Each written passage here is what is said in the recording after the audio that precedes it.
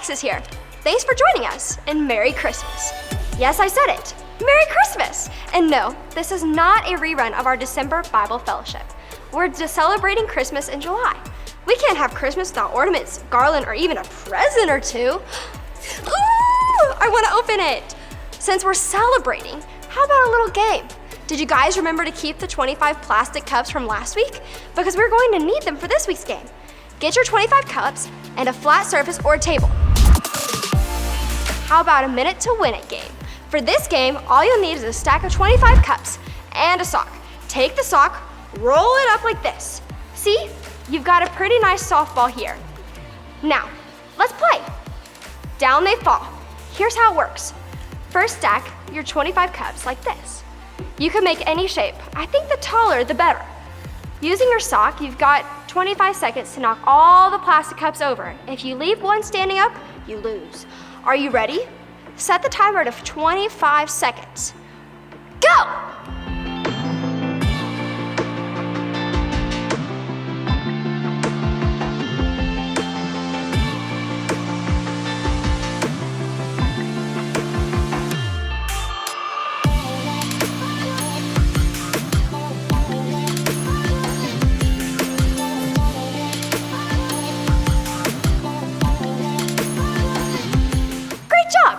Did you knock down the cups? Let's try again. This time you only get 20 seconds. Restack your cups. You can even try a different shape this time. Grab your sock. You ready? Go!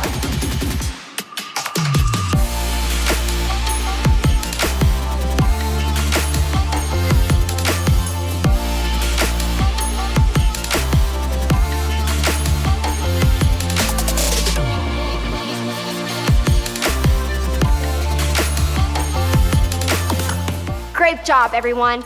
And you can keep these cups all month long because we are playing more cup games each week. It takes a lot of focus to knock down all those cups so quickly. We like to play that game over the holidays at my cousin's house. And speaking of the holidays, I can open one of these things. I mean, it is Christmas. Well, sort of. I'm doing it. I gotta do it. It's a prop.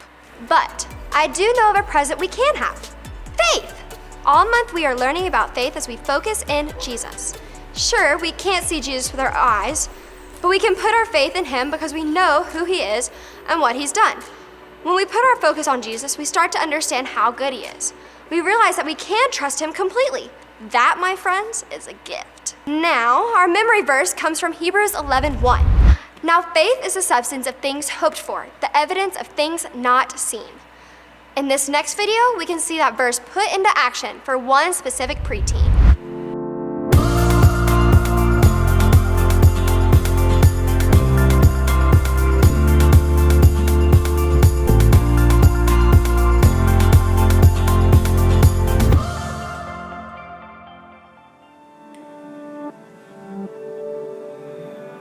Dear God, I'm Alex, and this is my new journal. Yay!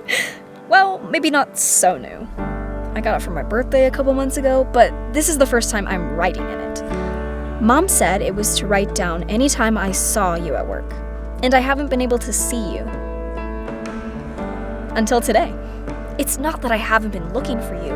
I know you're there when I see the clouds and trees and animals, but I mean, that's stuff you made, isn't it? It's not you. Okay, so this morning, Cal invited me to go with him and his little brother. Every month, they go and help with the Foster Care Support Foundation. It's a place you can take clothes and toys and furniture and things you don't have a need for anymore. Other people who do need them can pick them up or sometimes buy them. I was helping to organize clothes when I started to notice this one guy. He was about my age, but it was like he was so comfortable. Every time a family came in, he would make sure they all had lunches. He was packing them as fast as he could, and then he wouldn't just hand it to them. He would smile and talk with them and make some jokes. You could tell he was giving out more than just lunch. He was giving out hope and love. Sometime today, I realized that was you at work. That was you, God. And I got to see it. amazing. Thank you, and please help me to see more of what you are doing.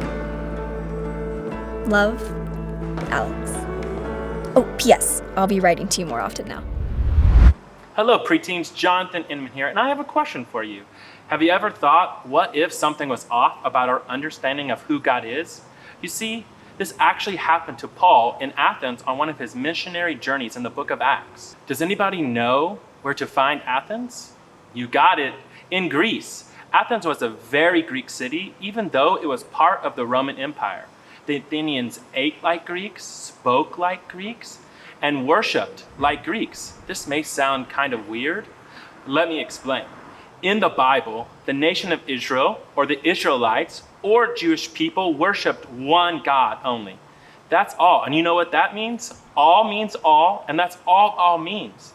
We even see this in the 10 Commandments. Exodus 23, you shall have no other gods before me.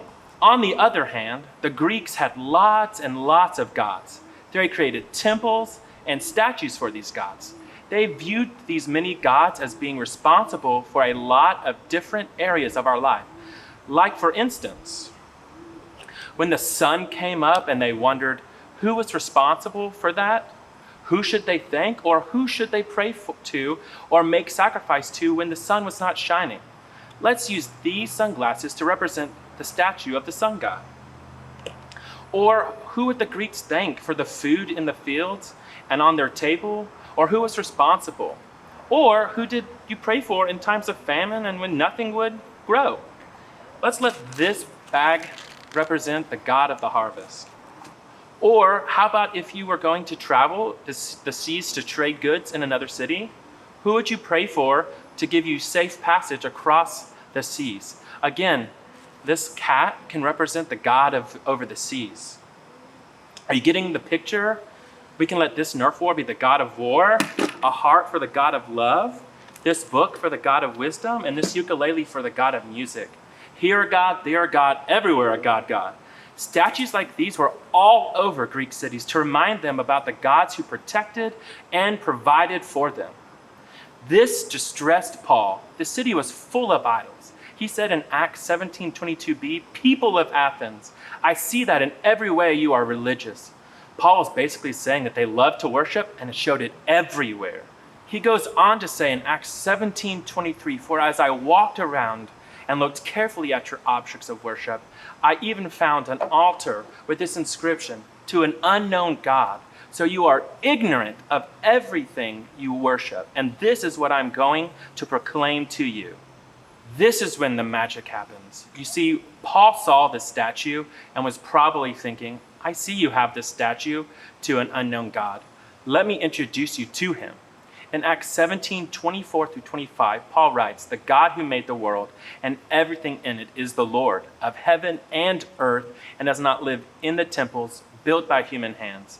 And he is not served by human hands as if he is needed anything. Rather, he himself gives everyone life and breath and everything else. That was some intro, right?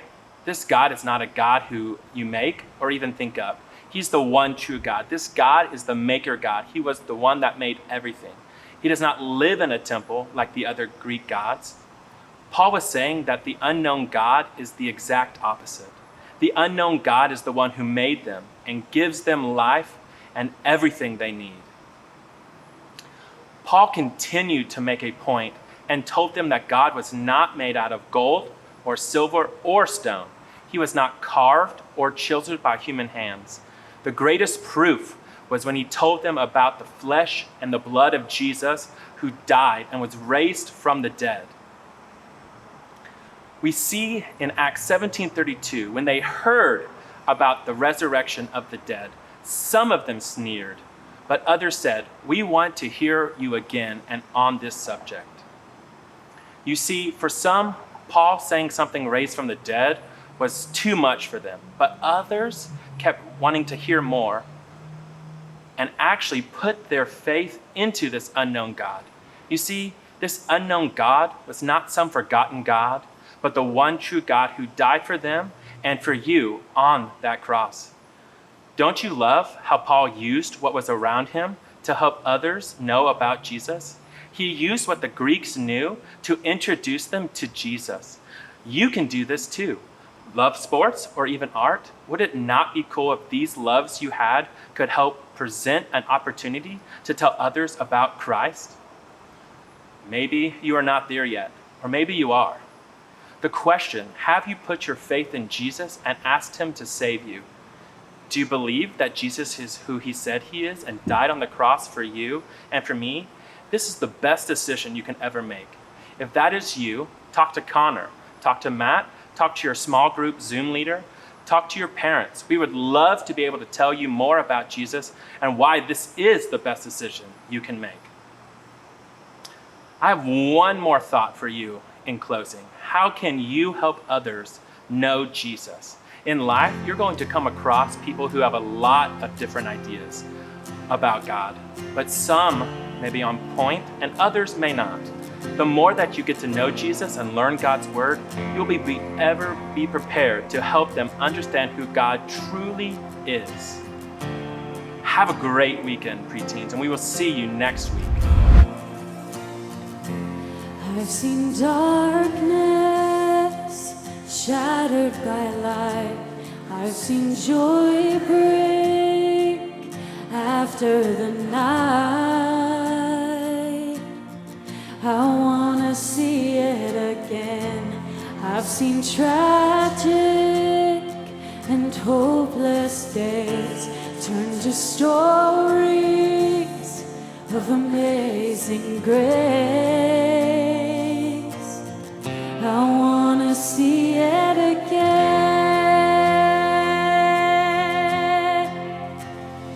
Oh, come, Lord, like a rushing wind. We are desperate for your presence. Revive us by your spirit within. We wanna see you again, see you again.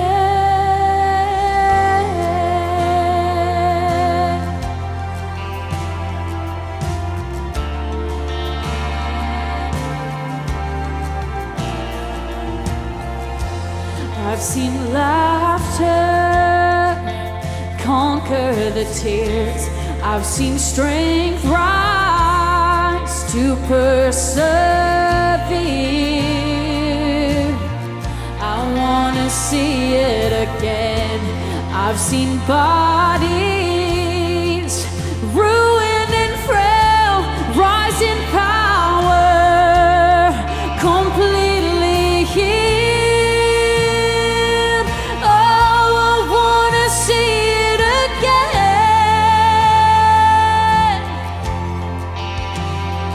Oh, come, Lord, like a rushing wind.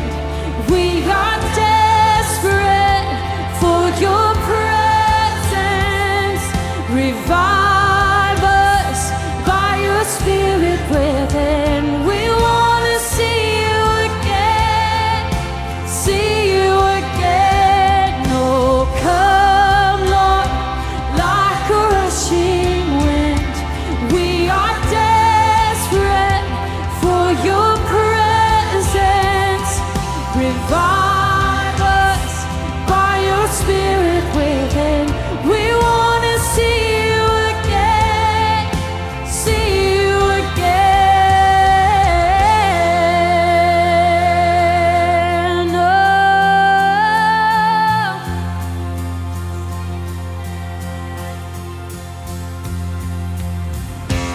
We remember all the great things you have done. We believe that greater things are still